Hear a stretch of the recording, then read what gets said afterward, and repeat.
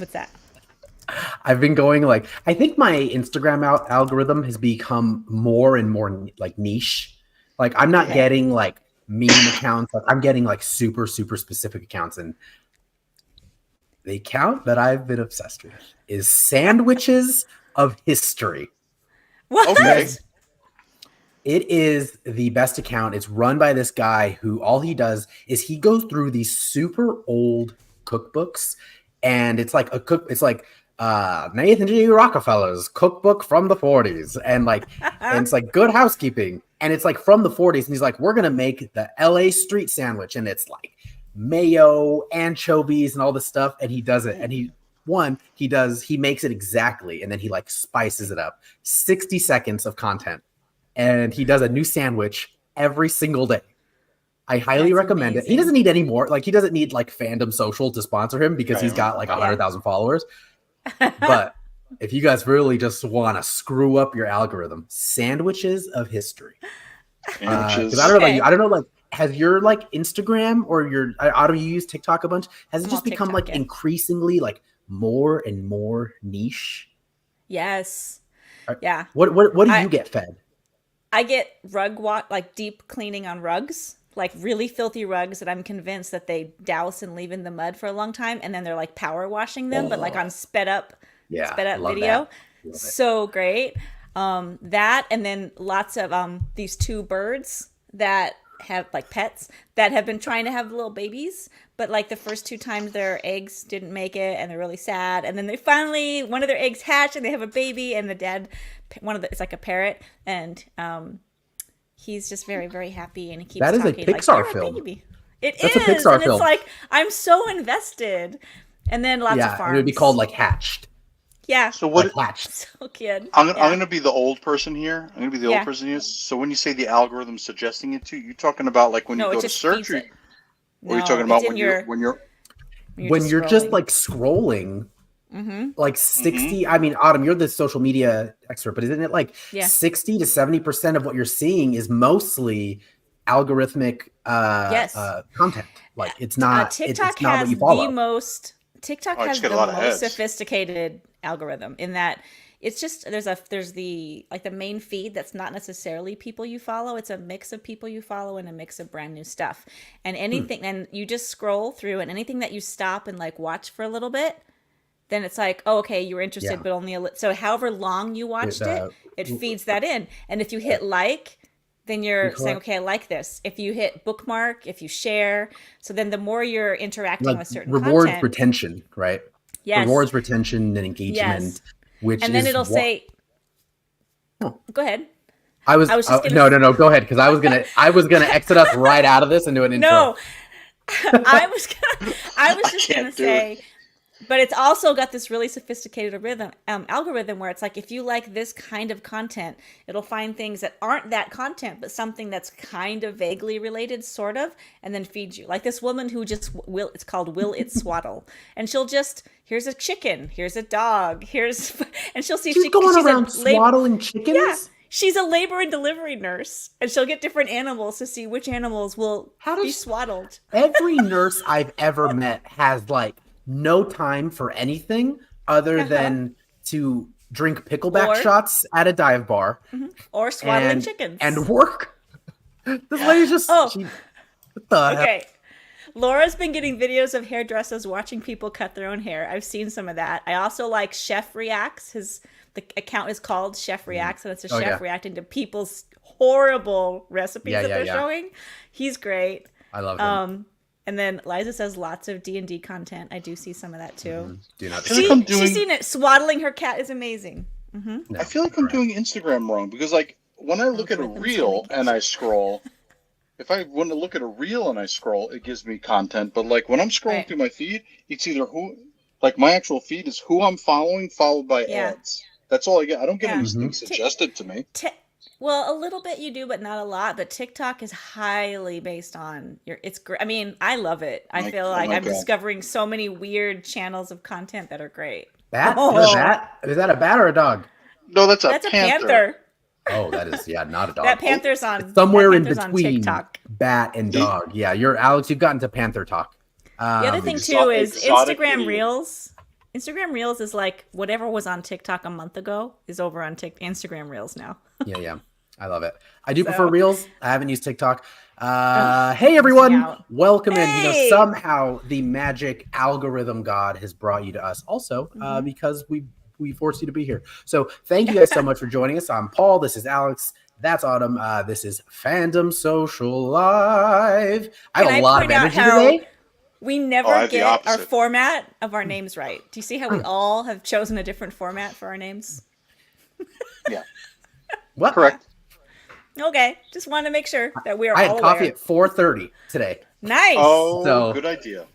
Let's go. Welcome in, everyone. Today we have a pop culture news show. We're going to be covering a few things: the Grammys, the how do I phrase this? The obscure lawsuit that Gina Carano was bringing up against Disney. Disney again with them cracking down on password sharing, and then we also are closing out with some heavy hitting news about Coke having a new flavor and a pepperoni bandit in New Jersey. Yeah. So with that, we're not afraid to tackle the tough subjects, you guys. we're not. Yeah, Anderson Cooper, eat your beautiful heart out. All right, everyone. So let's hop into it. Up first, we've got a Grammy recap. Now, everywhere that I've seen, like there's a lot of, and I first we'll always ask, we'll ask you guys and then everyone who is watching, did you watch the Grammys? I know we talked briefly like a few weeks ago. Autumn, you may not have been on the show, but like, where do award shows, like, do award shows still have a place in pop culture? Do they still feed the zeitgeist, or do they live up on this podium that people feel is a little too highfalutin? So we know Alex's answer, my answer, and pretty much everyone here's answer. Where are you with award shows like the Grammys, the Oscars? Yeah. Like, do you care? I lost interest several years ago. I just stopped caring. But this year, out of nowhere, I'm not sure why, I've been interested. I watched the Grammys. It's not becoming, yes, Taylor Swift, but I just assumed she was going to get some, so it wasn't really a big surprise. But I decided to watch this year for whatever reason. I think it was because the Golden Globes went so badly with the host that I was curious to see what would happen with the Grammys. And I really, really enjoyed the Grammys. It was a lot of fun. Yeah. So I can't tell you, was it better this year than other years? Because I haven't seen it in, 5 years. But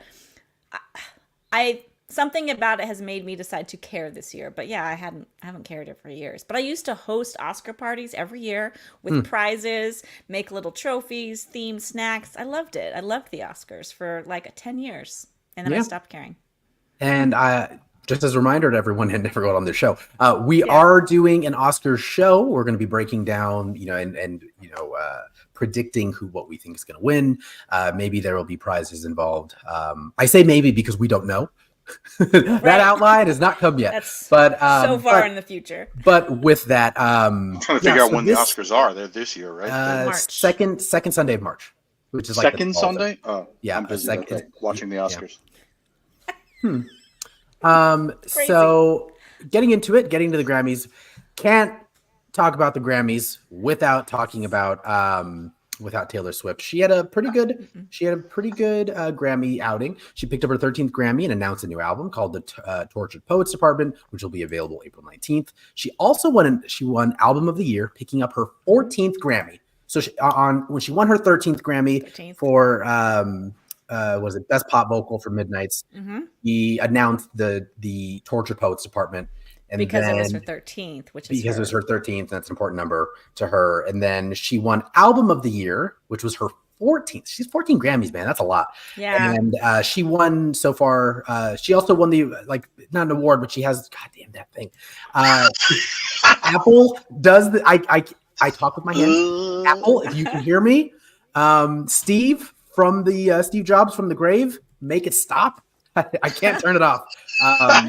But she won for Midnight's Fearless, 1989, and Folklore, and they've all won like Best Album, and I think it's the most Best Albums ever. So congratulations to Taylor Swift. It's been a hard year for her. Best albumist of all of them. It's been a rough year. She hasn't really done much. So it's nice to see her getting out there. Yeah, I will say though, There's Midnight's which I have listened to. I was like, it's good. It's very, very, very swift, very it's swifty. a solid. I feel like it's a solid album. I don't think it's the best thing she's ever done, but I think it's a solid album. Do you think it's album of the year?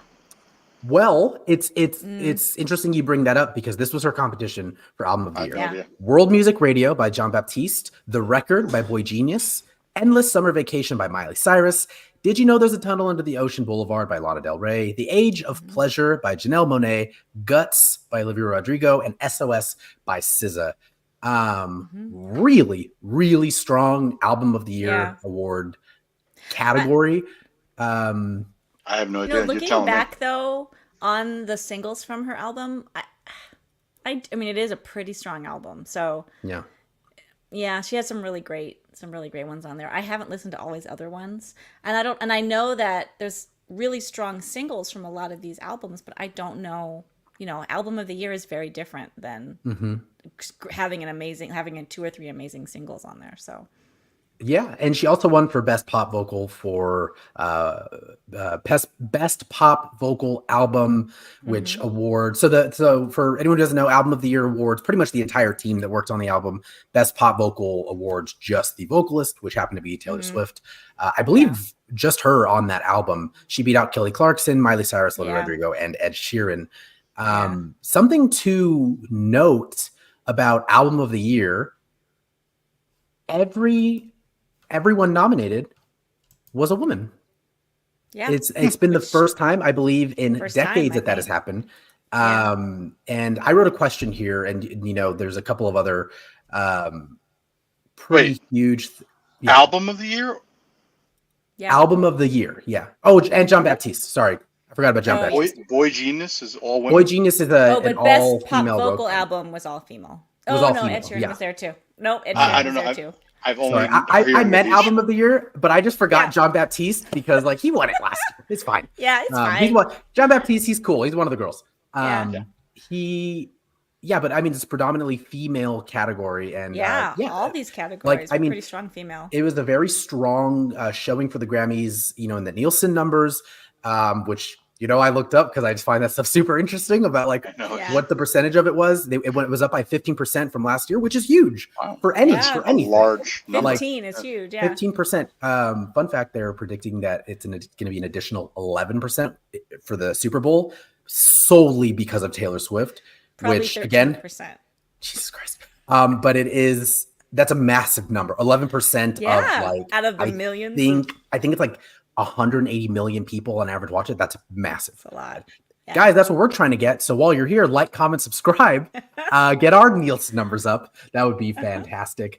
So Taylor Swift did very well. Miley Cyrus also won her first ever Grammy. But can we talk about how much she devoured that entire stage for her performance? Yeah, she was comfortable up there, man. Just brought it so hard. I know that she was really trying to channel her muse for that performance was definitely Tina Turner, and I thought that she did it proud without being a copycat. You know what I mean? I thought that she really... I'm not a huge fan of Miley Cyrus. I like her music. I find her personally to be kind of grating and difficult to enjoy. Interesting. But especially when she was doing one of her acceptance speeches, and she was talking about, I might have forgotten my underwear, and it was okay, Miley, and she was just, it's her brand, just a little, and so she's a little obnoxious, I find her, but she killed it, that performance. I mean, I thought it was for the performance. It was between her and Joni Mitchell for the best performances of the night. So she picked up her second Grammy, and she also won for Best Solo Performance, beating out Doja Cat, Billie Eilish, Taylor Swift, and Olivia Rodrigo. But speaking of the performances, there were some notable ones. We've got Tracy Chapman, Joni Mitchell, and Billy Joel all gave performances. I had a bad thought when I watched this. I was like, I thought Billy Joel was dead. And I had a bad thought when I heard that. Yeah, he's been out of the spotlight for so long. It's not really surprising. After being in Madison Square Garden for a million years, just playing whenever he wants, he just disappeared back into his wine cellar. Yep. I can appreciate what he said, that he didn't really feel like he had much to contribute, that he didn't really feel like he had anything to to do, and so he didn't, and I can appreciate that. And then he got inspired, and now he's back. So like, good for The him. Tracy Chapman thing was a big deal for me That's because I didn't watch the Grammys. I didn't even know anything about Tracy Chapman showing up until like I opened my Spotify and it was like Tracy Chapman. I was like, oh, Tracy Chapman. I love Tracy. So I put on and I'm jamming. I was like, why is Tracy Yeah. Chapman like everyone's listening to Tracy Chapman right now? Why is it getting suggested? Yeah. And that's when I found it out. Yeah. Yeah, Yeah, good for her. Luke Combs covered her song this year, and so they performed it together, and it was great. Yeah, it's the first time that she's been back at the Grammy since 1997. She's been sort of out of the spotlight. Joni Mitchell's performance, she's at 80. She sat down, just completely commanded the stage, and was alongside Brandi Carlile, which was really impressive to see. Brandi Carlile's great. And Joni Mitchell, especially the choice of song that she sang was very poignant because of the whole meaning of the song, Both Sides Now. And it's like looking at life from both sides. And it's like she sang it when she was in her 20s. She sang it, performed it again when she was, I want to say, in her 50s. And it felt poignant then. But then now to sing it again in her 80s, I was choked up. I mean, it was a beautiful, beautiful performance. And then having Brandi Carlile support her there was great. Yeah, I think it's one of the beautiful, like, transcendent things of music. Like, how old is Taylor Swift? She's like 27 or something. Like, let's use Taylor Swift again. Like, let's say in 50 years when she's performing some of her songs that have lasted the test of time, like, they're just transcended. Like, they mean the same, it's the same. The words are the same, but the way that they fall Captain, I'm on the bleachers. Yeah, exactly. It's gonna really hold up. The bleachers of life, Alex. Yeah. The bleachers of life. I highly recommend go Google, look up that performance by Joni Mitchell and watch it. It's really, really moving. And especially if you can go back and find performances. Not now, Alex. You can wait. Not right now because you're busy. Wait till we're done with the show. If I don't remember to Google we'll remind you. So they'll just be sitting there waiting. Or what you can do, Alex, alongside everyone else here after the show, rewatch, let us know your favorite moments, and comment what else you guys would like to see us cover. That includes you, Alex A. I don't know. Don't you wish you did the show by yourself sometimes, Paul? Sometimes. The A stands for absent because you have not been paying attention. I've been paying attention. I'm reading the thing. For the performance. Yeah, I mean... Okay. I want to Google all the names of all these artists and songs. I'm like, I don't know what that is. You know what? I'll send it to you later, Alex. This is gonna be Alex 10 minutes from now. That does sound really good. While we're talking about something else. I was gonna be like poignant. I'm gonna scream. Poignant. Moving on to some other big awards. I'm gonna rifle through these, but I do think they were important. We've got a few of them. Best R&B song, SZA won for Snooze. Best rap performance, we had Alan Kane, Scientists and Engineers were the winner there. I believe that was Killer Mike with Andre 3000.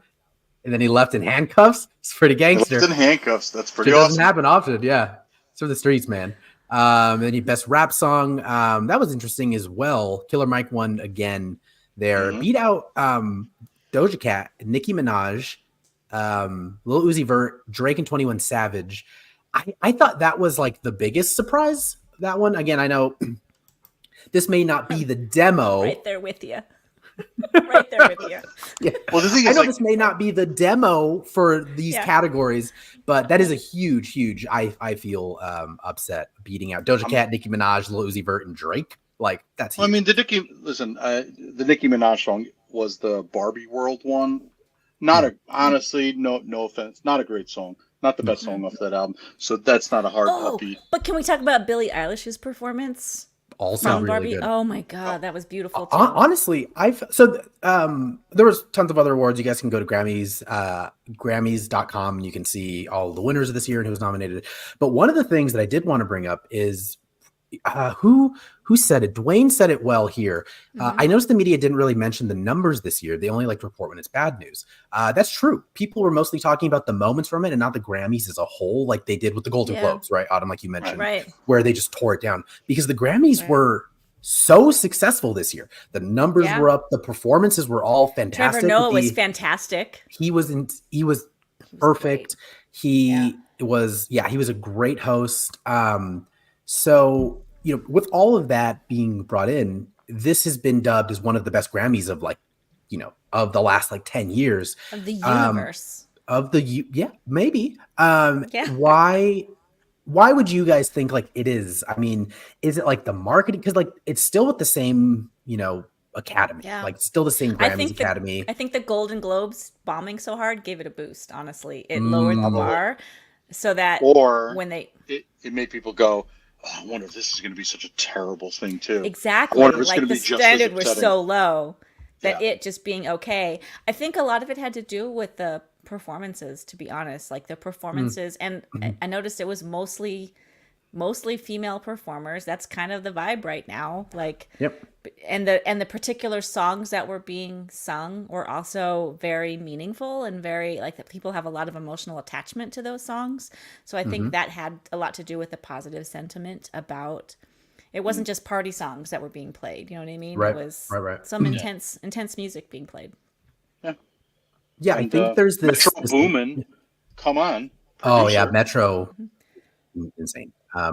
I was looking. I know you had mentioned, Alex, that he won Producer of the Year. I didn't see that because I thought, what's his name won Producer of the Year? The guy that produced Taylor's album. Maybe he won. Yeah. I can't think of his name, but I think he won. But you're right. Metro won some stuff. He was nominated for Heroes and Villains and nominated for Producer Non-Classical. Maybe Jack he didn't Antonoff. win. Jack Antonoff. Incredible producer. Yeah. So yeah, the Grammys this year, let us know, guys. I don't know if you watched it, if you do like the Grammys. We don't really have any big awards coming up. We're just gearing towards the Oscars, which is like my second Super Bowl. I'm very excited for that. Even though I feel like 99.9% of it is already I got some movies to watch, man. picked. You do. I'm still looking for Anatomy of a Fall. It's the only one I'm missing so far, but later when we talk about things to kill time to, one of the Grammys actually did something that I think is great at what it's supposed to be doing, is that it fed me music that I was like, oh, I've never heard this before. So that's part of the benefit of it, but we'll get to that at the end here. Moving on to the next piece of news. Oh, I feel so bad. Daniel also uploaded images in here. So wait, Taylor Swift's Tortured Poets. Wait, do you have my meme to go along with this? Did you upload my meme that I sent? I didn't. No. Okay. There's Miley. She just, man. Yeah, she was great. I'm trying that hair there's myself. Luke Combs and Tracy Chapman. Is Tracy Chapman by herself there? She's great. Oh, this was the Joni Mitchell performance, by the way, for everyone. This is sort of what the set looked like. Got Billy Joel here. Yeah. Here he is. Always just doing his thing. Piano Man. You know what? I was happy that he was doing it, but he was fine. I've already forgotten the song. You know what I mean? Like, it was fine. Yeah. Was it a new song? But it was a new song. And it was fun. It was nice, but like I was good. Like, I feel like we're covered. Let me Google it real quick. Hold on. I'll Google it for you. I'll watch it. Show. And Dwayne says happy to see John Williams win a Grammy. Yeah, he's been it's always nice to see a struggling artist win. Yeah, it's always nice to see the people who win it every year keep winning it, whether or not they have the greatest thing ever. Yeah, they're just waiting for him to retire like Brady, so someone else can immediately step in. Freaking Hans Zimmer just come in and just win everything. Yeah. Well, that's what Hans Zimmer should have done. Sorry, I know that's true. Enough Grammys. I know we can talk Grammys. So let's get into something even more upsetting that I want to preface with everyone, not YouTube. Well, maybe YouTube specifically. But with everyone, we are going to be civil about this, and we are looking at this purely objectively. And we will not be voicing, we'll all be voicing opinions. But with that, we are going to be talking about the fact that Gina Carano alleged she was fired over her voicing her right-wing opinions, and she is thus suing Disney over her Mandalorian firing, and she is being backed by Elon Musk of X fame and being, evil Tony Stark. So I was when I was putting the outline together, I was like, did I want to bring this in? But I do think it's important because she was a very crucial part of pop culture. So much so for a minute. I don't know if this is going to get us in trouble on them, but at one point, a company that we used to work for, there was a licensed statue of her. She was very well integrated into the Star Wars universe, and then they had almost an immediate falling out.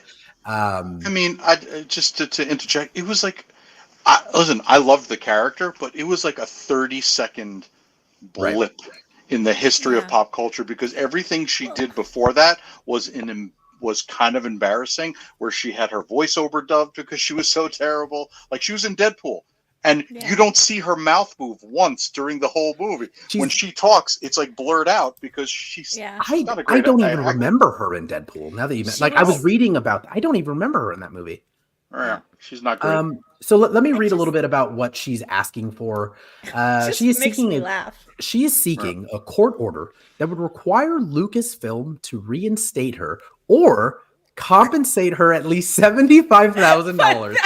Carano claims in the suit that she suffered emotional damage and lost millions of dollars in income. So thusly, she's suing for less than $100,000. So she's asking to be reinstated and or $75,000 in compensation. Autumn. I just want to say, sweetie, that's how the industry works. It's all about your public image. You chose to do things with your public image that particular studio didn't want to be associated with, and now they don't want to work with you. It has happened since the beginning of time. You're not special. No one owes you a job, and you're fine. Right. You're fine. I do see, emotional damage. I just think of the meme. Emotional. That's what I tried to do. Emotional damage. You know what? Emotional damage happens in the industry left and right all the time. Get over it. Like, you're not. I know. Have you never auditioned for anything? I know. You're going to sue everyone that didn't give you a part. Sorry, Alex. All right. Go ahead. No. But the thing is, unfortunately, it's silly. Number one, demanding that you get put back into Star Wars. Why would you want to at that point? Number one, especially now that, like, no offense to Star Wars fans, like, right now is like such a downswing of people giving a crap about Star. Yeah. This is the perfect time. Maybe Disney will hire her on this downswing because they could get her for $75,000. Yeah.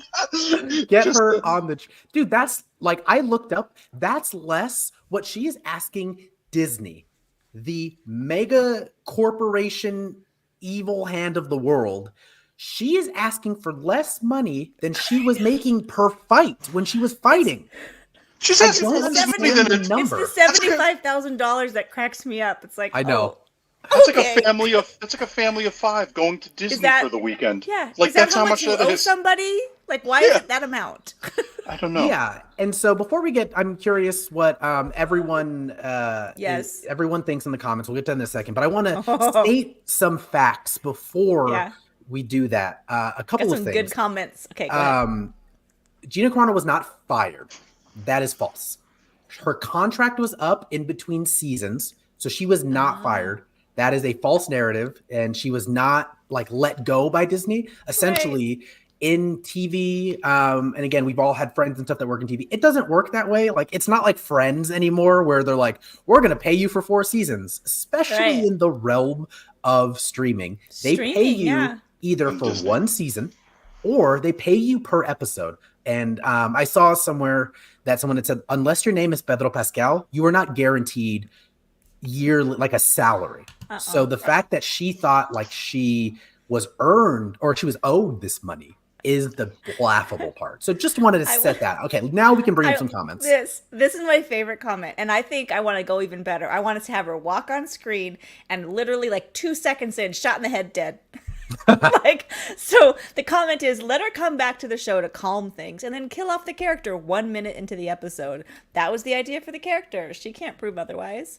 Yep. Like, remember the scene in Indiana Jones where the ninja pops after he's done all of those battles and then he just shoots him after the ninja pops down? He just shoots him. They're in the Middle East. Have you not watched this movie? I'm sorry. Yeah, he's got the sword. I know that was terrible. In my mind, I just see this, and so in my mind, it was like, I can't remember where it was. Anyway, I'm sorry. The guy pops how did you even get a job at Fandom Social? Yeah, seriously. The guy just pops down, he shoots him 1 second later, and that's what should happen to her character. I love it. All right. And Laura, thank you freedom of speech isn't an issue here. Freedom of speech means the Thank you, government Laura. can't curtail your speech. It doesn't mean there aren't consequences to spewing nonsense. A private company can still do whatever they want because the government isn't throwing her in jail or doing anything to her. So, yeah. I know that Steve Nara is probably quite possibly one of the sweetest people ever. But I imagine him yelling, Thank you. "He was a He's like, Swordsman!" Autumn, seriously. I'm sorry.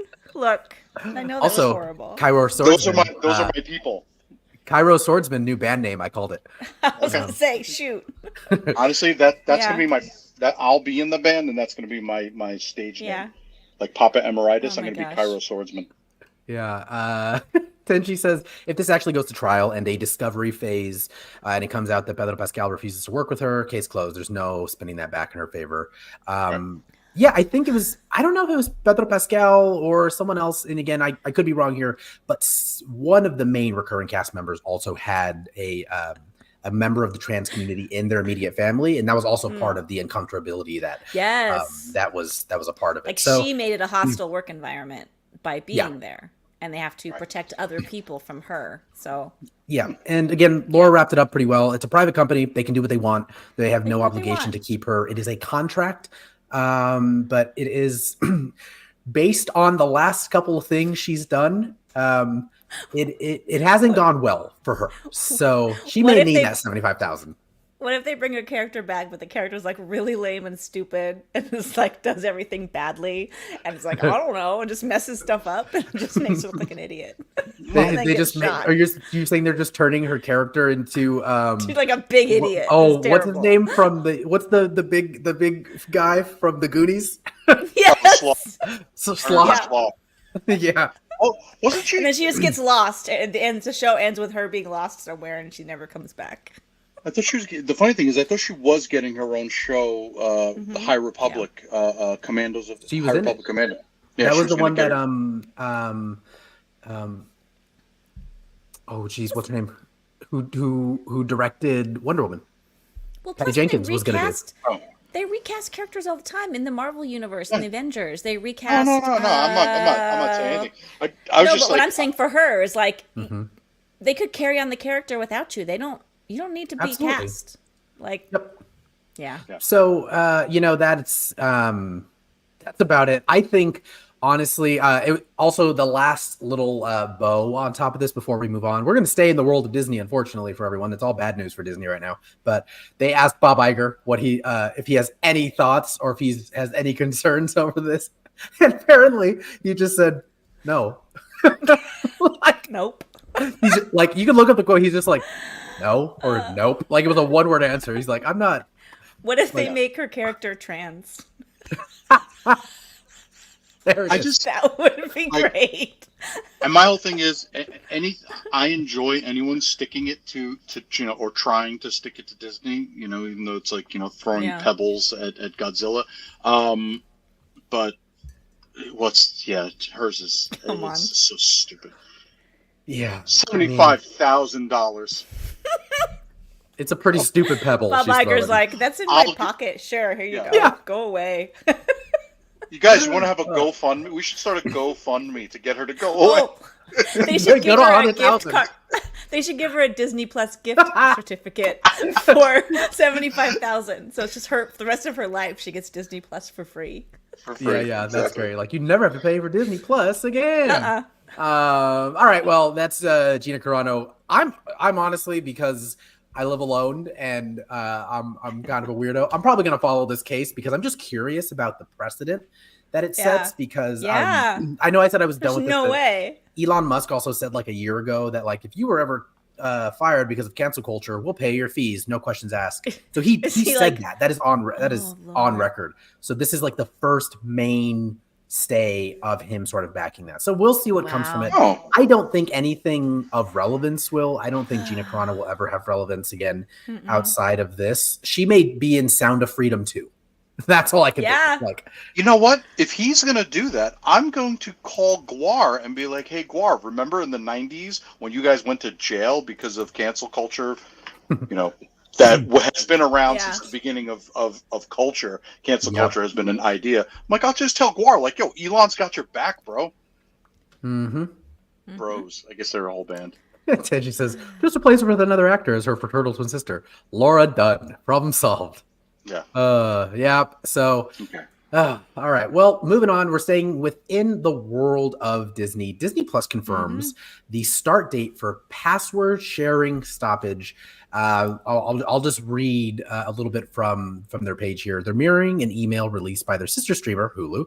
A new Disney Plus email was sent to subscribers that unveils updated terms for those who choose to subscribe to the platform. In the email, Disney Plus says it can and will revoke platform access from those accounts found to be sharing passwords between multiple locations. This is becoming more and more prominent. I think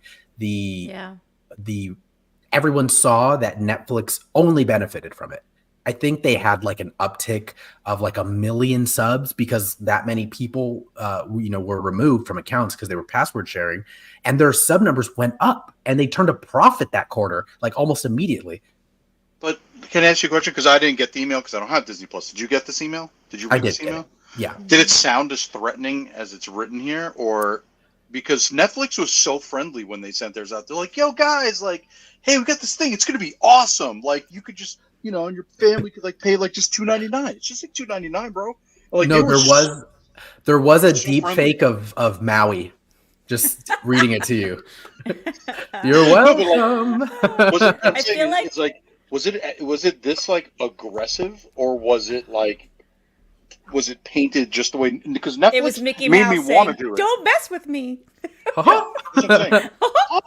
Go revoke your access. I'll cut you. Because exactly. Because Netflix never even said they never even said it like we're going to revoke your access. They're like, hey guys, it's just like let's just do this thing, man. It's cool. If you want to do this from now on, you got to do that.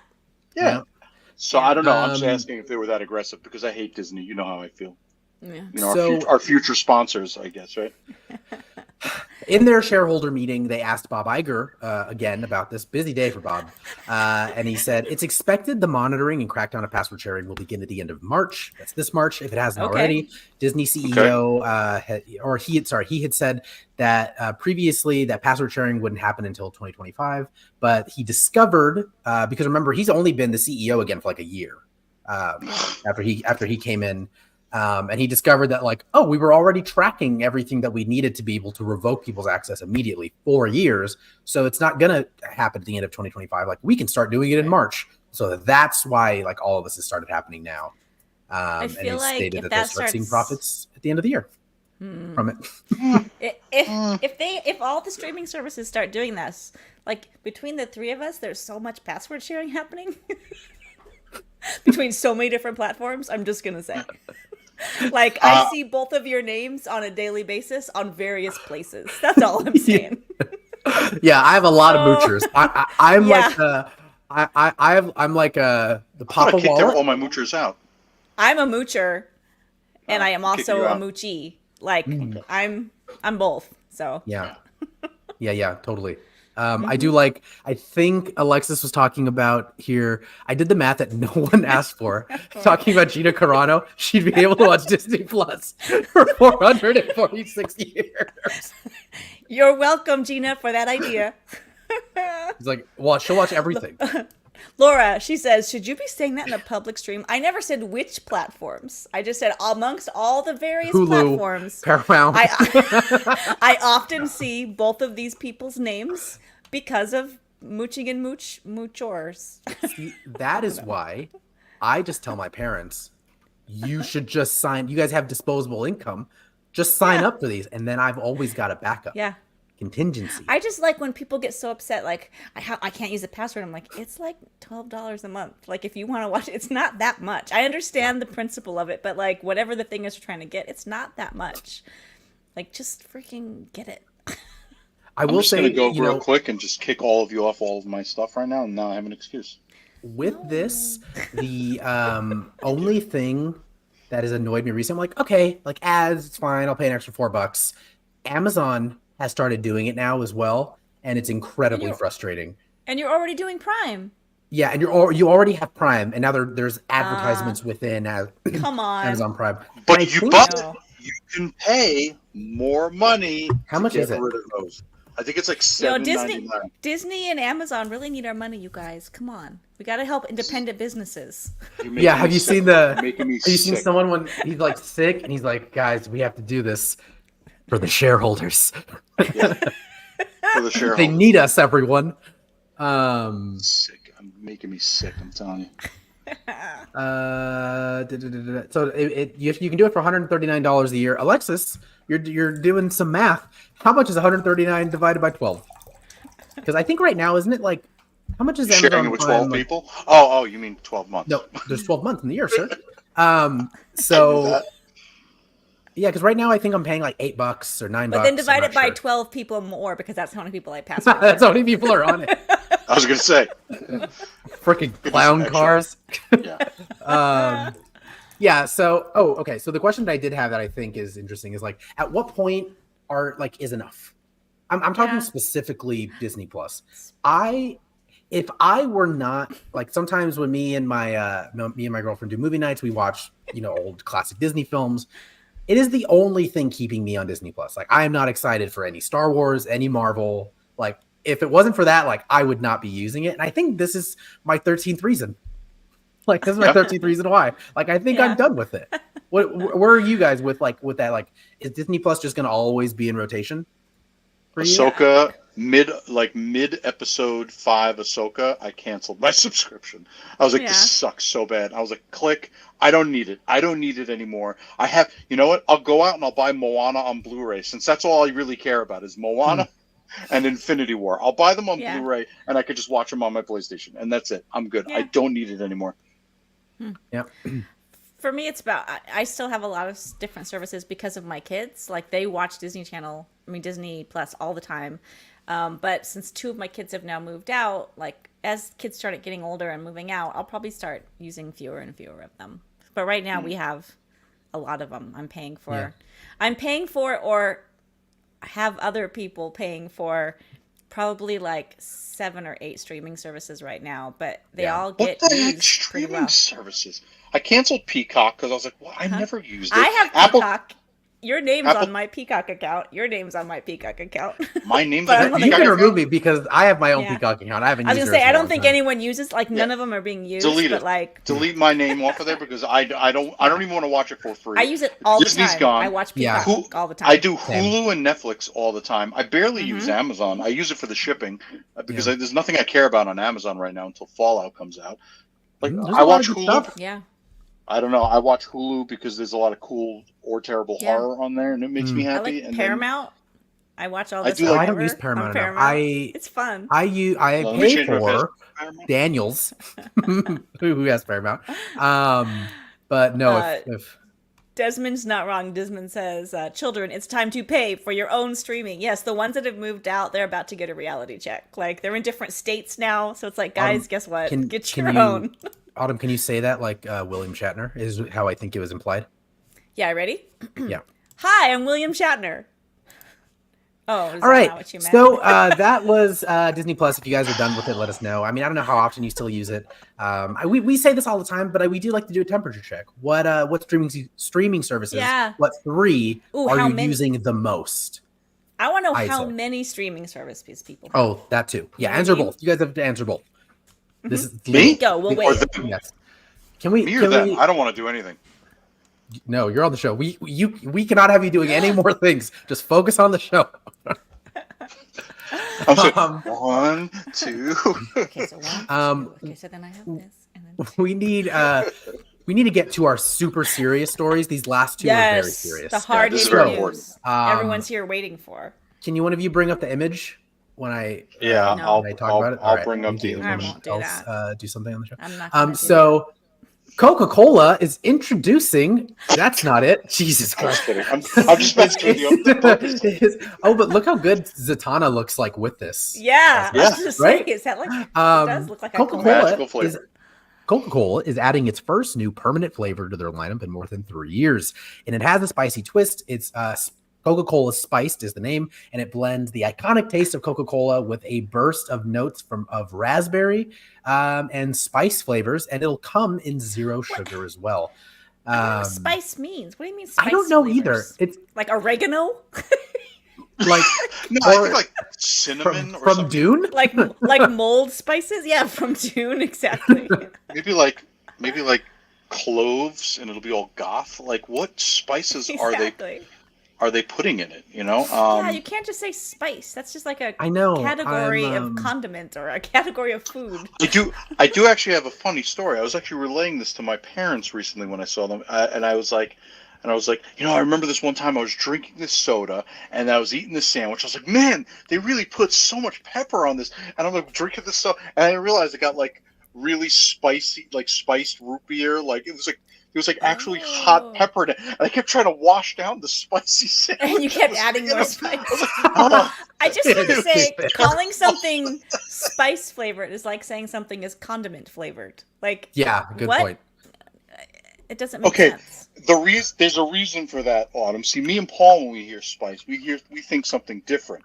But you think mayonnaise when you hear spices. I'm just saying. I mean, that's my job. I have to represent my culture. I think Holding it down Sa. over here. I think hottie saw or Yo, something like Pete, this. hold it down. And if you're feeling really like sassy, maybe a little salt and pepper for me. Oh God, Maybe. I don't understand Yeah, this. exactly. Like spice as in spices or spices in chili. I was like, is that not the same Right. thing? No, they're different. No, like I mean, Because cinnamon is a spice, basil. right? But Basil. Oh, is I a see what you spice. mean. Like, oh, I see. Like Yeah. a spice cabinet is not Well, going to it's have an like. herb. Oh, that's It's a true. herb. See, we could do this all herbs day. and This spices. is why I brought Let's. this story up. see, maybe the Colonel. Oh no, the Colonel Oh, and his herbs herbs and and spices spices. are Pepsi. She thought it was alcohol, meaning spiked, but Yeah. No, spice. Yeah. ooh, it probably Anyways. will go really Yeah. well with some booze. Yeah. But And then like I like a hard cider, and I like it when it's spiced hard cider, and that's when Mhm. it has like mold spices kind of in spice? it. You know what I mean? Like nutmeg and those types of mold spices in there. It's like a holiday drink. So I don't know what they mean by spiced. I guess It's I don't very either. annoying. Well, be very we specific. can all find out on February When? 19th in the U.S. February 19th. So that Google is it, Alex. that's President's Day. Nice. So Oh. it'll be available in 12-ounce cans and 12 packs and the big ass Okay. 2-liter bottles. And you know, by the way, this is not new news. This is not new news. This is older news, but already Mountain Dew Baja Blast already beat them to the shelves, and they're going to have to fight for that space for people to care. My friend Patrick has never had, in 20 years, has never had Baja Blast. And I'm like, for 20 years, I've been talking about Baja Blast. I've For never 20 had years, it I've been like, oh my God. Anyways, I hate you. And he's like, So dude, I had a Baja list. He had a Baja Blast the other day. He's like, dude, I just had a Baja Blast. It was amazing, dude. Alexis can. says we should do a live taste test. Yes, I think we should, and I We think should. everyone at home, we should all buy it, and then we'll save it and drink it for the first time on the show. Okay. Can I write that How off on about- my taxes? Which week is that You going to can. be? That's going to be, so it can be the 22nd, which can be our rom-com episode. We can all put it in some Yeah. wine glasses Yes! and just And have just- a day. We'll just have a meat cute with the Coke spiced. Ooh, put little meat cubes in it. You're right. I'm down. Meat So cubes. you know what I thought was Meat interesting? cubes. Yeah. Continue. I'm going to bring in a little bit of data because I think it's really interesting. But Okay, like from Um, Star Trek? as for why they are bringing in like these flavors, they tested, and I guess in 2022, right? So it's 2022 is the test, 23 was the dev time. In 2022, the most requested flavor for Coca-Cola was raspberry. And so Okay, this that's is a again- mix of spice and raspberry is what this is going to taste like. But just make the raspberry. Was the most requested flavor Yeah, what's spice, the or was it raspberry have just? to do with it? They probably realized that raspberry sucked. and It's so going to they're be just like, raspberry "Let's- spiced caramel or something. Oh my weird. God. Yeah. I went to upload just an Drink image. Explorathon? I went to upload an image, and I hope I canceled it. But yeah, this is what they want you to feel That's like. going to be life- us. That's going to be us. You're going to I feel wanna like this is be- what life is like. I want to be the golden girl there. Yeah, I know No, you that's do. me in the middle all day. Okay. I guess I'll be the random brown hand here. Yeah, you're the. So I also wanted to just read off because I thought it was interesting. The 12 as ranked per 100,000 people on Match.com, not Match, mashed like mashed potatoes. MASH, like the show from the 70s. Yes, go ahead. These are the 12. I'm just going to read them and everyone can react to them. Okay, how I'm they ready. feel appropriate. I can't see ready, it, so ready this to react, is Alex? purely for Let's you go. folks. We've got at number 12, caffeine-free Diet Coke, orange vanilla Coke. Okay. Coke with coffee. I remember that one. That sounds That delicious. was gross. Oh, I hated it. That sounds really good. Coke with coffee. You've got Diet Coke. Just traditional people just don't like the taste of it, I guess. Coca-Cola energy drinks. Those are gross. I've also had that before. Coke Zero Sugar. Coke Zero Cherry, which is there's cherry in it, zero sugar. Lime Diet Coke, which I don't agree with. I think the lime Coke is pretty good. I like lime Coke. Lime is good. Yeah, but lime is Diet good. Coke is gross. Oh, that's true. That's true. I like Coke Cherry, Zero. Can't do Diet Coke. Cherry. Oh, I'm sorry. Now we're getting into the first 5 are the worst. Now the latter half are the favorites. Okay. So we're on number 4 now. These are the last 4. These are the most popular. Cherry Vanilla Coke. Okay. Big fan. Yes. Classic Coca-Cola, obviously. Vanilla Coke. Yes. And then the most popular is the newest iteration of Cherry Coke. So Cherry Coke is I think they're trying to get into they're trying to take down Big Raspberry. Yes. I gotta tell you. Yeah. I gotta tell you. Go ahead. I'm a Pepsi person through and through. So all this is like cool story, So bro. contrarian. It's not. I love it. And you know what? I agree. I also like Pepsi more. Thank you. We did a Pepsi challenge at work one day, and the guy was like, "I can't do." He ate it, and he couldn't tell the difference in like 8 out of the 10 of them, and he blamed it on the peanut M&Ms that he ate like an hour ago. I was like, "No, you said you could tell me if you were starving in the desert, and if I gave you 2, that you would slap Pepsi out of my hand and die in the desert rather than drink it. And then you tell me you can't tell the difference just because you ate some peanut M&Ms. You're all liars. I'm calling every single one of you. Boom, exposed. A liar, exposed." Alex out here doing the hard work. Laura says she does not feel like raspberries and spices go together. I agree, I don't. But unless We'll it's subtle, see maybe. on February 19th when we do we will see on the 22nd. Right, but it's available February 19th worldwide in US and Canada. No taste spoilers, guys. No taste. No, spoilers. I'm not. I'm doing it. We're doing. Trust Autumn, me, what was our them. motto for years for working together? We'll do it live. Yep, we'll do it live. I also want to bring up that the absolute worst flavor of Coke product ever is Coca-Cola Black, which was the Coca-Cola coffee sludge. I didn't even bother trying it. That was the that. early 2000s. Someone out there has to have tried it. Please let me. Do you want please agree? Do you want to be upset? Do you want to just go to somewhere and drink something and just be completely upset with your choice? Yeah, I love this idea. Drink the Pepsi Nitro. Who doesn't? The Pepsi Nitro, where they do you know how they do the Nitro cold brew? They did a Nitro Pepsi. It is revolting. Oh wait, okay. Do here's a point. Raspberries with, how do you pronounce that? Tagine. Tagine. Raspberries with tagine. Tagine. No, I'll do it. I'll do it. Raspberries with tagine are delicious. Yep. Okay. All right. Well, we're gonna move on. See how it goes. Yeah. So we're gonna move on to our. It is Mexican, even though I recognize that word from Arabic. Tagine means something different Google in it. Arabic. Google it. Okay, let's go. Nice. All right. Our very last story is one. The hardest. It is a crime. We have become a true crime show, which is my dream, but we have.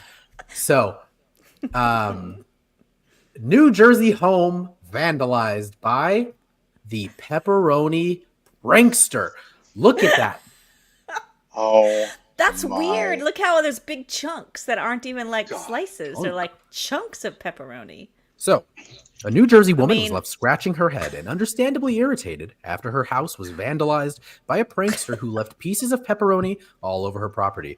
They were placed from the door to the edge of the porch and then strategically placed down the stairs. I'm quoting her. She said strategically placed down the stairs to the driveway and 4 slices on the hood and 4 slices on the trunk. This story is absolutely ridiculous. I got this happened in Manville, New Jersey, and I got a little too into what the hell's going on in Manville. That this was news. So they brought in a pepperoni expert by the name of Anthony Denalio, owner of Manville Pizza, to identify the type of pepperoni used. Alex, do you want to do your best impersonation of how Tony Denalio explained the situation? I'll do my best. As an Italian, it hurts my heart. It's certainly in the pepperoni family. Exactly what kind of pepperoni, I can't be certain. That is word for word a quote that the news had to film and cut. Alex, very well done. Thank you so much. That's so good. Really bringing us there. They went to Tony. They went to his shop and interviewed him, and he was a witness. They made him a witness. He's a real Galgano, this guy. John was just sitting back the whole time. Pepperoni. What kind of pepperoni? John was sitting back. He sounds like a good kid. He's a good kid. I have a potential explanation. Okay. I remember seeing a story a few years ago. This woman had just posted it on her social media saying she had moved into this house, and starting about a week or so after moving in, she came outside and there were all these avocados on her front lawn. She was like, that's weird.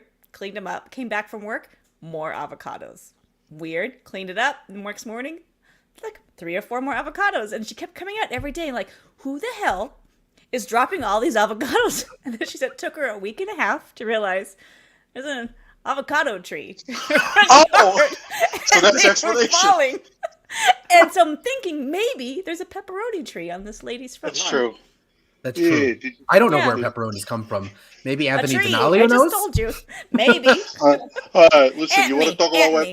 You don't want to know what the pepperoni gets made. You don't want to see how it gets made, my friend. Anthony Denalio, everyone, definitely not. This is not a front. Thank you for tuning into Manville News. There's not a lot going on in Manville. The other news headlines from that day: Taco Bell expands to a new location in Manville, New Jersey. They've got their fifth. And nice. Why the Manville government seeks to ban water beads? What is that? Is this something I need to know? You know the little like water beads that like you put your hands in and they're like got a gross texture. Yeah, so they think it's bad and they think they're not good for the people. Sorry, Tenchi has corrected me. Everyone knows pepperoni grow on vines, Autumn. Vines. All right, my bad. Like, maybe she has a pepperoni vine over the top of her. You plant them next to tomatoes. You plant the pepperoni. Mm-hmm. Orbeez, Alexis. And do you know what this reminded me of, actually, with this pepperoni bandit, is that movie that you forced me to watch called Surviving Christmas, where where Ben Affleck was eating James Gandolfini's what was it? Oh, the salami. Yeah. Salami. I was thinking like, hey, you put more back in the fridge? No, I don't have any. No. That's okay.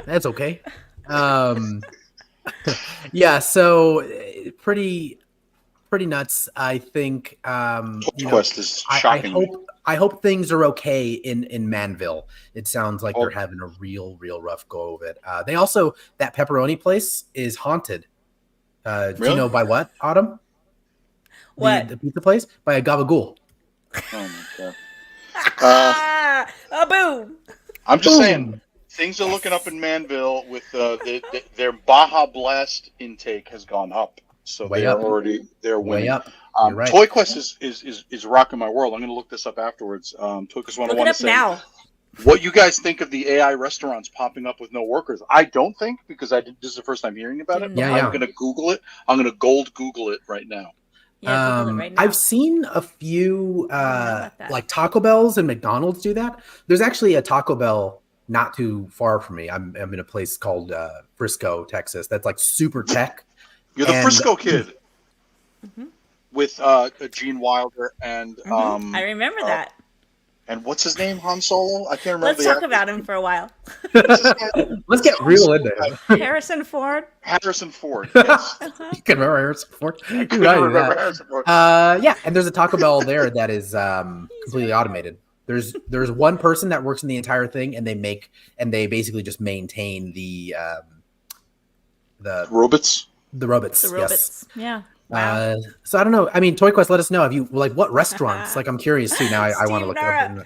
You got the joke I was trying to make, and I couldn't get there. Like Mansfield, Han. I was like, it's probably because of the patriarchy. But there you go. Steve said because all the brains are in Womansville. Yeah. Mm-hmm. Yeah. I liked yours better, Steve. Yeah, I liked yours better. Much better. Well, that does it for the absolutely crushing and important news that is going on in pop culture around you guys. Yeah.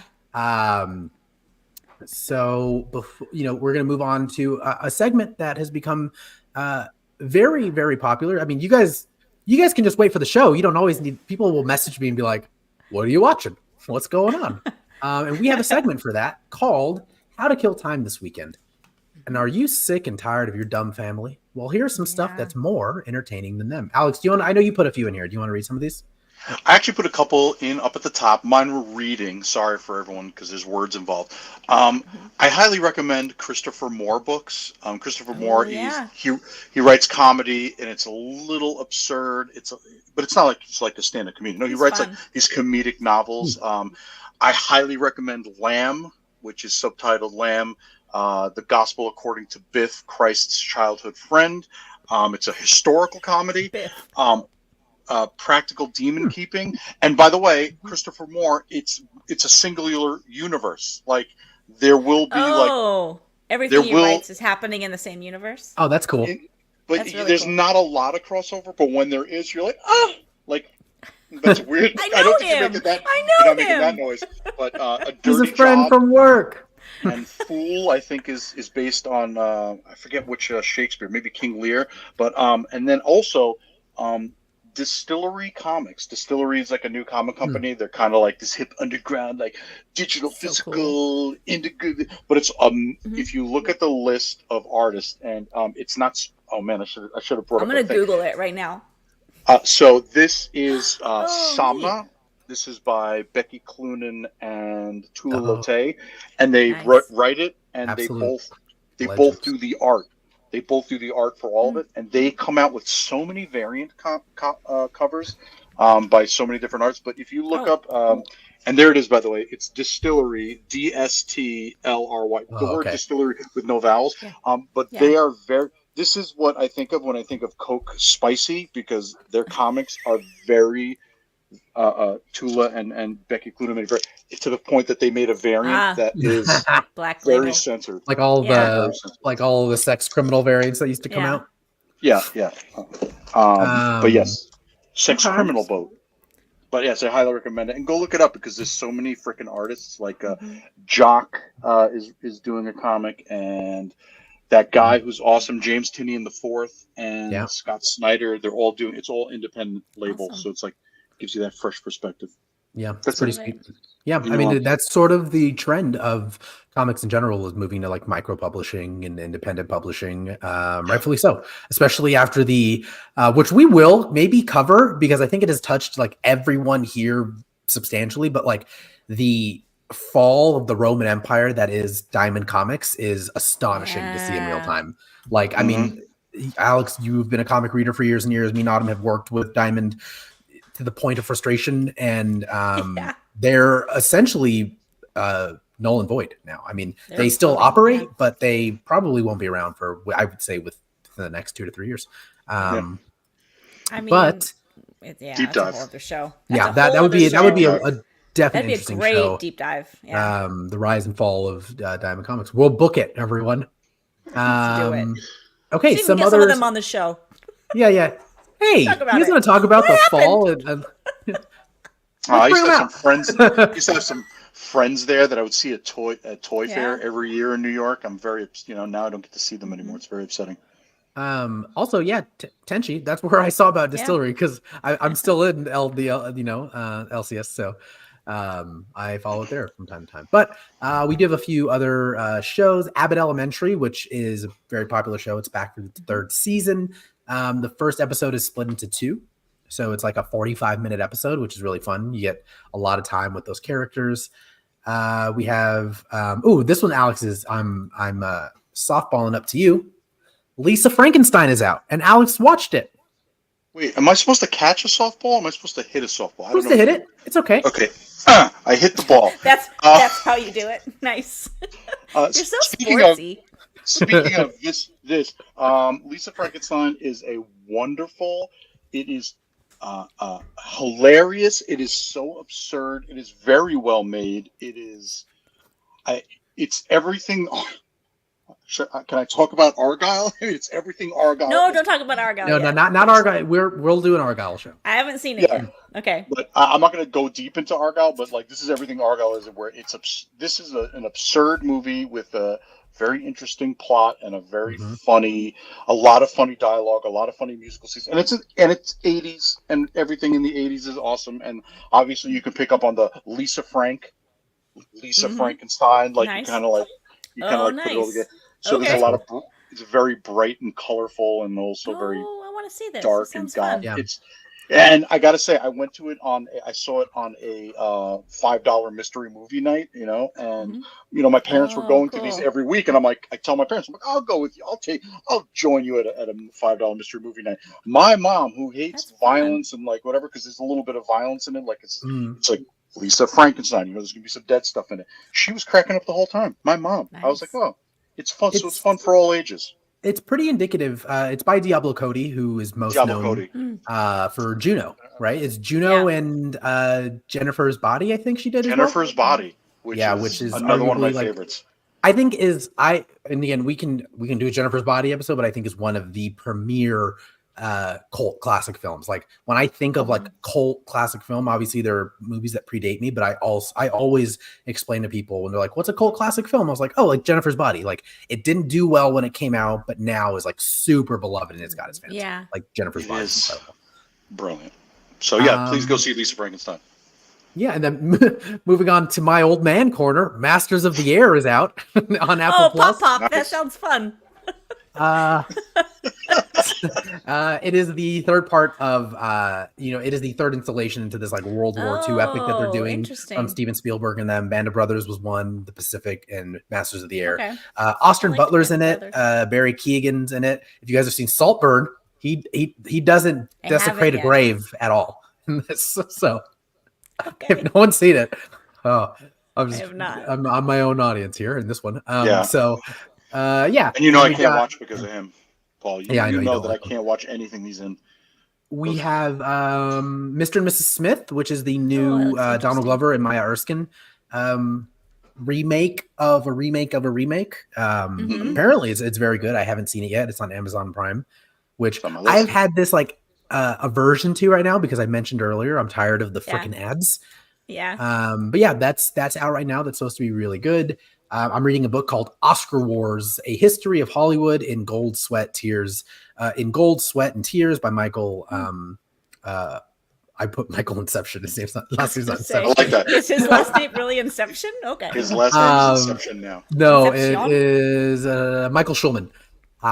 It's a good book. It's basically just chronicling the rise and fall of throughout history of the Oscars, and I think it's pretty interesting. I'm listening to Boy Genius, who I've never heard before. They'd won some. They won a couple Grammys, maybe one, but were nominated for a ton. The band is essentially, most notably, it's penned by Phoebe Bridgers, who is sort of like a dark type of songwriter. I was gonna say, do you like the music, and what genre would you put it in? Like indie? Yeah, they're definitely like indie, like neo-punk maybe, where it's not like when you think punk, you think like Sex Pistols. It's not that. Like it's definitely like dark. It's like a mix of punk and grunge kind of. Interesting. With a lot of indie elements. They're good. I like them quite a bit. Okay. So can I tell you though? My friend's like, it's like Phoebe Bridgers, and I was like, Phoebe Bridgers does music? I had no idea. I was thinking Phoebe Waller-Bridge. I was like Phoebe Waller-Bridge does music now. I like Alex, like, would it be annoying if in her music she's like does this thing? I also make music, and she's like, I love it. All the time. Singing about and then priests. so I'm listening to that again. One of the great things the Grammys does is it brings music. And Autumn, I brought a show and tell for mine. Okay, I love reading. I love reading. I've read my whole life, but I haven't really been reading a lot lately, physical, actual books. But this one I heard about, and I had to actually buy the book because it is a physical reading experience. It is called Ship of Theseus, and it's by J.J. Abrams of Lost and Doug Dorst. And it comes in this slipcover, and it's a whole interactive experience. So, like, it has all of these... pop-up book? It has like... things in between the pages. Is it fiction? So like here's a photograph, here's a photocopy of an article, and here's it is fiction. Okay. Yes, it's fiction. So the idea is this looks like it's a library book. It's got the little sticker on it. It's and the sticker is on it. And it's got when you first open it up, there's like a stamp, book for loan. So it's a library book. But then when you open up the first page, there's all of these annotations on it. And so and they're written in different kinds of handwriting and different ink. And so what the story is that there's the story itself, the actual words of the novel, okay? And the story, the actual content of the story, right? And then there's a foreword that tells you that the author only is very elusive. He's a recluse. He doesn't interact with anyone, and no one knows who he is because he's also his stories are very politically charged, and he's caused a lot of political problems, and he's in hiding. And so he has one person who he works with. J.J. Abrams after Star Wars. Yes, it's very much like J.J. Abrams. Yes, and so J.J. Abrams after Star Wars is in hiding. This is more like Lost J.J. Abrams. This is why I refer to him. So that he has somebody he works with who translates all of his books from German into many different languages. And for the first time, and he's never actually seen, they never see each other face to face. It's always correspondence. And so there's this mystery within this world that this author is very well known. He doesn't actually exist because this is all fiction. But within this world, this author has many, many books, and scholars for decades, have been trying to figure out who he is. And so this one person, for the first time, this is his 10th or 11th book, has written footnotes for the first time. So he's kind of inputting himself into this book. And there's speculation that the footnotes are clues to figuring out, it's like a puzzle to be solved, to figure out who he is. And so somebody has found this book in the library and found out that someone else has been annotating it in pencil. And so they start commenting on the annotations and putting the book back. And then that person finds it and realizes, hey, you've commented on my annotations. They start a conversation and a relationship. Not a romantic relationship, but they have their own character development. That's so cool. There's That's the story. There's the actual novel. There's the story of the footnote guy, and there's these two people trying to figure out who the footnote guy is and why he's doing this and they're researching different things, and they're leaving each other notes. And here's like a cool receipt of something, and and there's all these things to discover. So when you're reading, you're it's like an ADD world building. Heaven or nightmare, depending. So you're reading this and you're reading the footnote. It's amazing. It's so much fun. It is a book made by ADHD for ADHD. Yes, and I'm loving it. It gives me like Alan Moore vibes because he used to do that with Watchmen and League of Extraordinary Gentlemen. He used to put all this in-world stuff in, but not physical like that. But since we're trying to figure out who the mystery writer is, I think it might be Stag R. Lee, a.k.a. Thelonious. What was the name? Thelonious Ellison. That's what. Okay. There's also somebody had discovered did anyone else see American Fiction? Yes. No. But it was just the fact that I was like, okay, so sure.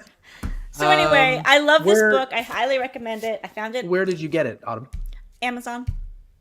It was like $25. Corporate paymasters. Okay. And but you can get it at most bookstores. Like there's lots of different online sellers have it. Ship of Theseus. It's amazing. Ship of Theseus. Pretty sweet. So thanks for letting me rant about it. I love it. I can't wait to see it. Yeah, that looks sweet. All right, everyone. That is the majority of our show. We do have an episode next week. We actually have our schedule for the week. We're a little ahead, not to brag. Well, just on deciding that we're doing shows this month. But next week we have an interesting show. We are going to be actually me and Alex both happen to be not available, but Autumn will be joined by our friends over at Bald Guys and Bad Movies. And they are going to be doing essentially like a live version of their show, and it's a mix of our show. Name is pending right now on what we're going to call it. But they are going to be discussing and breaking down a film that will be divisive now as it was when it came out. So Bald Guys and Bad Movies and Fandom Social are going to be discussing Green Lantern. Yes. I was hoping you're going to start discussing the 2012 film Ship of Theseus as a sort of tie-in to the book. Maybe Argyle. Just do Argyle. Just get them all in there. No. Ship of Theseus. So Bald Guys and Bad Movies will be doing a live version of their show with us, just Autumn this time around, discussing, breaking down, and I'm sure being incredibly kind and understanding and insightful on the Ryan Reynolds vehicle, the Green Lantern. So I highly recommend you guys give it a rewatch before next week, because this is going to be an interactive show and we're going to want to hear from you.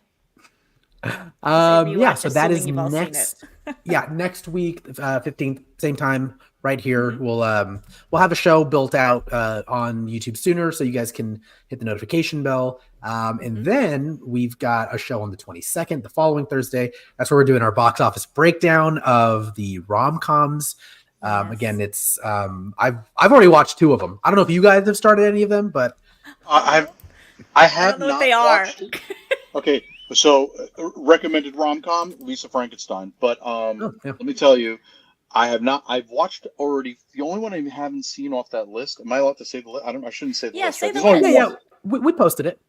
Oh, we posted it. Okay. Tell me what the list is. It's My Big Fat Greek Wedding. Love it. Pretty Woman. Love it. Hitch. Never seen it. What Women Want.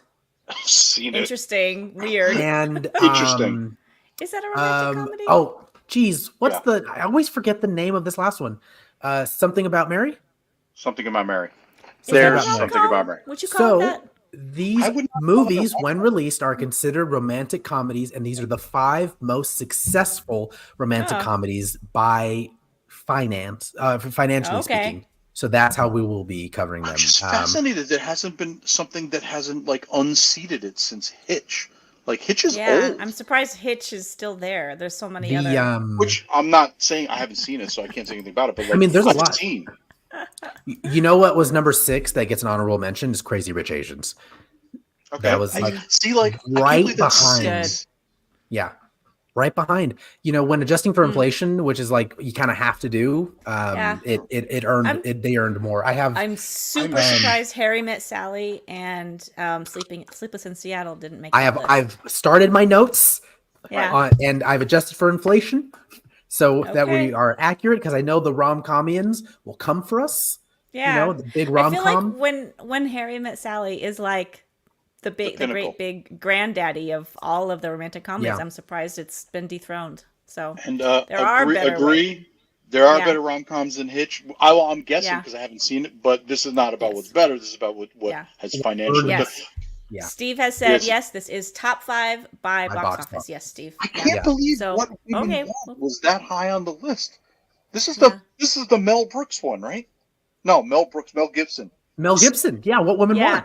And it was not that great. It was not good. So I'm really shocked. We'll save it for the show. We'll save it for the show. We'll be watching. I've never seen My Big Fat Greek Wedding, and I've never seen What Women Want. So those two are going to be new to me. Go-to for me. So that is, Steve, I think about it a lot, about especially something like rom-coms, because we'll do this again with horror. We'll do this with action comedy. And if we sat here and tried to pick the best, we would be going in circles. So we needed an analytical start point for this, and then we can all bring our favorites and everything, after the fact. Okay, but you're right. This is a box office breakdown. I think if we're going to go to top 5 critically, critical top 5 would be a totally different list. I like the money. Because I like to be like, wow, people spent a lot of money on that. That's amazing. On that crap. Because Dwayne, I know you were very reticent about getting involved in this, but I suggest you watch all these movies. Some of them might entertain you just by how I would watch a Mel Brooks version. Yeah, absolutely. That'd be great. Watch a Mel Brooks version, but I'm going to watch Hitch, especially because I do like Will Smith, despite Will Smith being Will Smith. I know Agon more. It kind of looks like like Morgan. I don't know. I know you're talking about Hitch. I really like Hitch. I really like that movie. I've never seen it. Yeah. I'm curious. So we'll see. I would recommend everyone watch these, and we'll talk about. And again, we will be talking about them from 5 being the least successful to number 1 being the most, and then we'll rank them as to where personally we find them to be our favorites as well. And we would hope that you guys make the list at home. It's fun. So I will be watching Hitch on Hulu.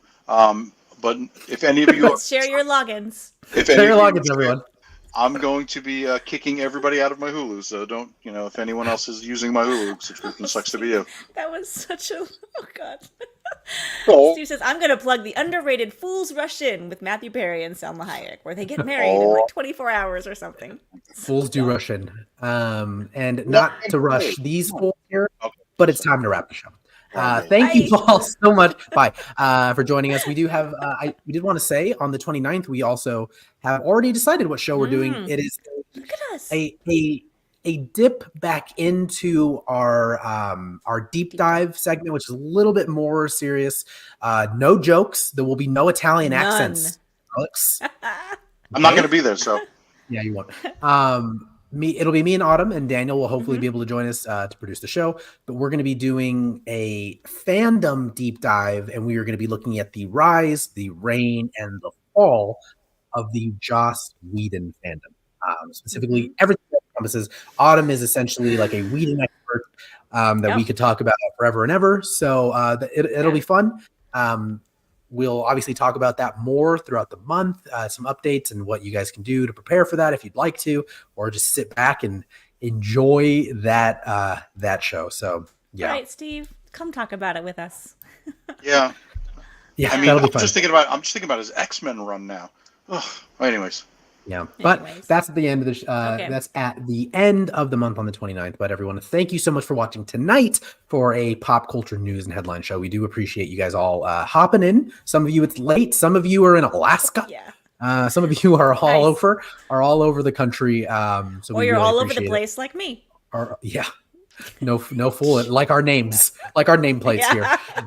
Thank you guys all so much. Like, comment, subscribe. It really also helps a lot when you guys are so engaged like you were today. We really, really do appreciate it. Yeah, thank you so much, guys. And in the comments, if you guys ever have a second, like let us know if there's ever any news you want us to cover or any of these box office breakdowns. They can get as minute as like the top 5 Daniel Day-Lewis films or horror, whatever you guys would like to see us cover, let us know in the comments. It really helps us not have to work so hard. So we appreciate it.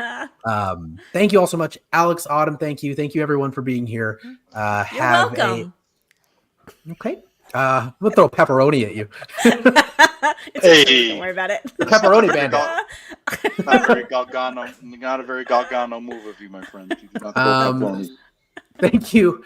All have a great night. Like what you love what you like, and don't be a jerk about it. Bye, everyone. And bye, guys. Check your porches. Check your porches for pepperonis. Don't be a jerk about it.